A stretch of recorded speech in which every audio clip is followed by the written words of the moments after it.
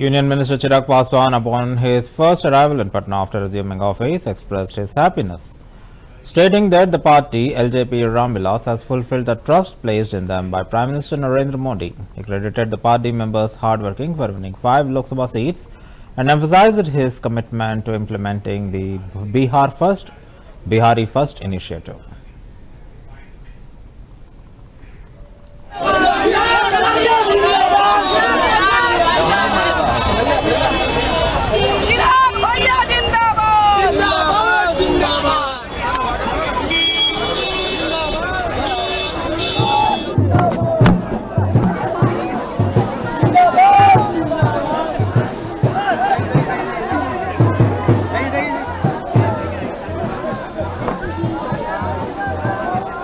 मुझे खुशी इस बात की है कि उनके भरोसे पे मेरी पार्टी खरा उतरी।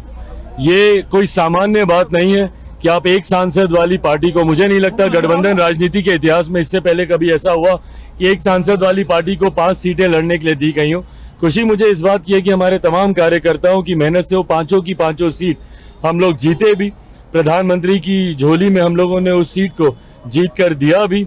कल जब हमारी प्रधानमंत्री जी से मुलाकात हुई तमाम सांसदों के साथ, उनकी बातों में भी इस बात की खुशी देखने को मिली।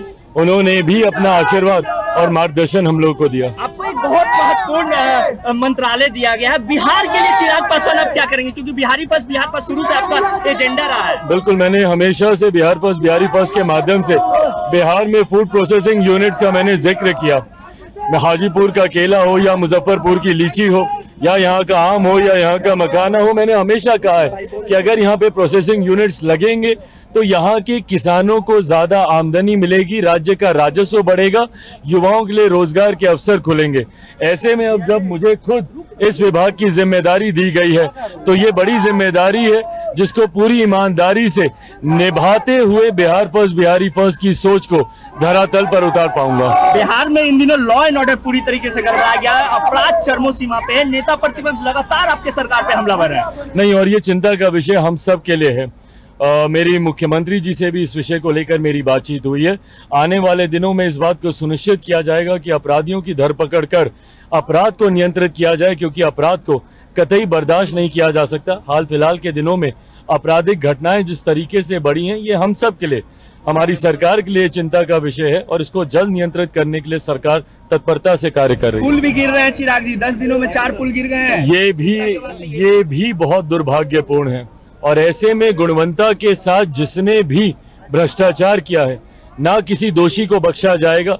मेरे प्रधानमंत्री भी इस बात को लेकर चिंतित है। आने वाले दिनों में इस बात को सुनिश्चित किया जाएगा कि हमारी डबल इंजन की सरकार आने के बाद जो भी ऐसे निर्माण के कार्य हों उस पे गुणवत्ता का विशेष तौर पर ध्यान रखा जाए। 25 में मुख्यमंत्री बनाने का आपकी मांग कर रही है आपकी पार्टी, लगातार नारेबाजी लग रही है, आपका क्या मानना है? भाई, फिलहाल प्रधानमंत्री जी के द्वारा मुझे एक बड़ी जिम्मेदारी दी गई है, मेरा पूरा ध्यान उस ओर केंद्रित है। स्वाभाविक है, चुनाव राउंड द कॉर्नर है। लोक जनशक्ति पार्टी रामविलास भी पूरी तरीके से आगामी बिहार विधानसभा चुनाव की तैयारियों में जुट गई है।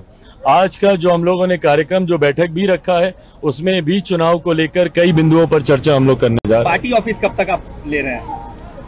मुख्यमंत्री जी के अधिकार क्षेत्र में है ये। आने वाले दिनों में हम लोगों ने इच्छा जरूर रखी है, क्योंकि 5 सांसद हैं हम लोग के।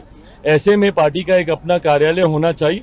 ये मुख्यमंत्री जी के अधिकार क्षेत्र में है कि वो हम लोग को कहां पर ये कार्यालय देते हैं। नीट को लेके क्या बोलेगा? जिस तरीके से गड़बड़ी हो रही है पेपर लीक में, ये गलत है, दुर्भाग्यपूर्ण है।